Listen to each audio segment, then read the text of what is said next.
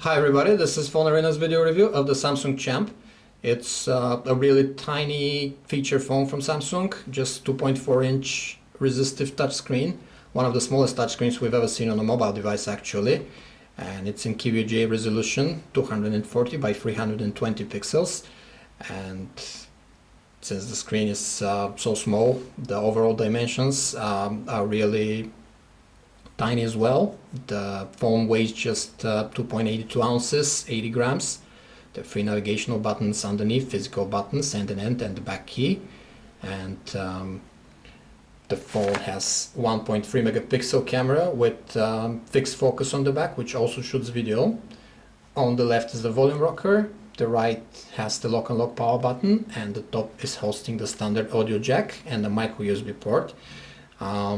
It's good that the phone has a standard audio jack. You can plug in any headphones you like, and since Samsung is touting the device as music centered, it also has two speakers in the front. There's one on top of the screen, one on the bottom, which is supposed to enhance the music experience for you. The other element worth noting in terms of design is the stylus.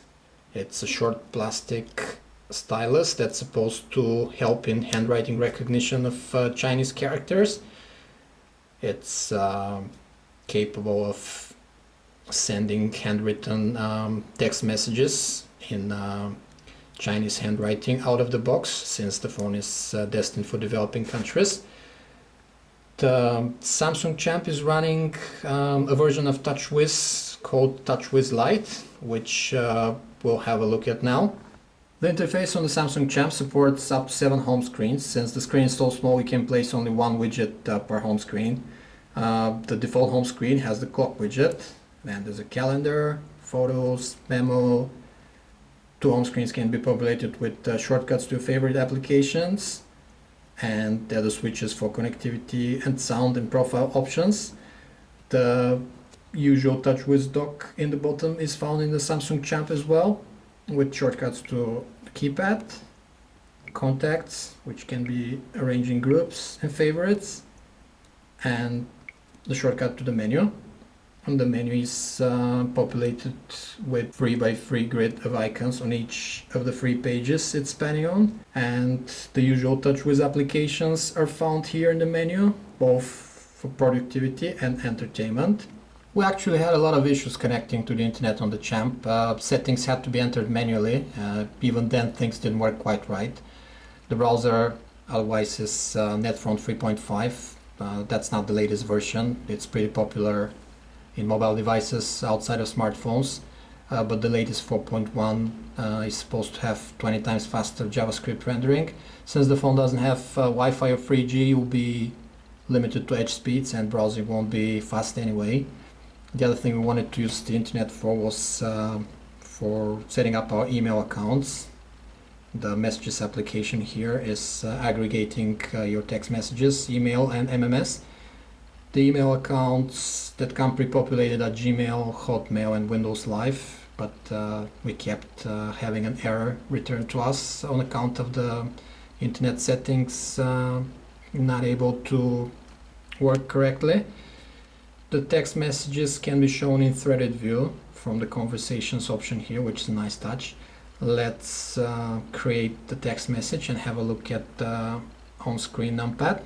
This is how the on-screen keyboard looks like. If you're used to portrait-oriented keypads, you won't be having much trouble with the keyboard on the Samsung Champ as well. The camera interface doesn't differ much from the rest of the TouchWiz offerings. The big difference, of course, is the 1.3 megapixel sensor, which makes for quite poor choice of shooting modes. For example, we have only 4 here: single, continuous, and mosaic and frame, a kind of fun effects you can apply to the pictures, not really shooting modes. Since the camera is with fixed focus, you only need to press the on-screen button here to capture an image. It takes about 3 or 4 seconds for the image to be saved. Let's change to video mode and try to have a look at one video, but the player is only accessible from here or from my files. You see how long it takes for a video to be indexed from the memory card and the video player entered. And we can probably count to 20 until the phone goes into video player mode from the quick view access in the camera. The video player is pretty basic. It doesn't play many formats or resolutions, but it works. The Champ has its own image editor, which, although basic, allows for some actions with your pictures before you send them over by email. Let's say you can adjust the color options, add different effects, resize, rotate, crop, etc. You can insert clip art, frame it, and basically a lot of different options can be applied to images before you put them out for the world to see. Samsung is positioning the Champ as a music-oriented device as well. The player interface doesn't differ much from the usual TouchWiz interface on the other Samsung handsets. Albums, artists, genres, track categories.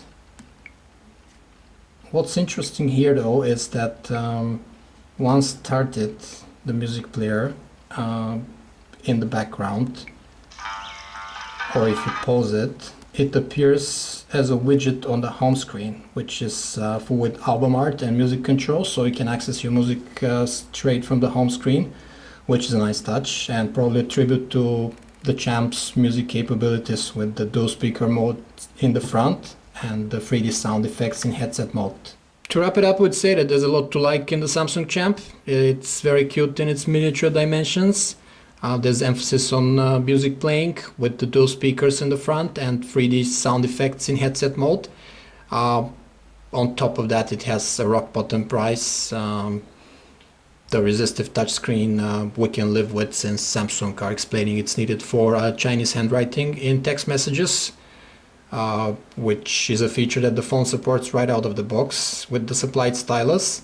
And it's a very welcome feature, since the phone is destined mainly for Asian markets, Latin America and Eastern Europe. And on top of that, the phone has a 12 hours of talk time with the included battery and almost a month of standby, which is an outstanding achievement.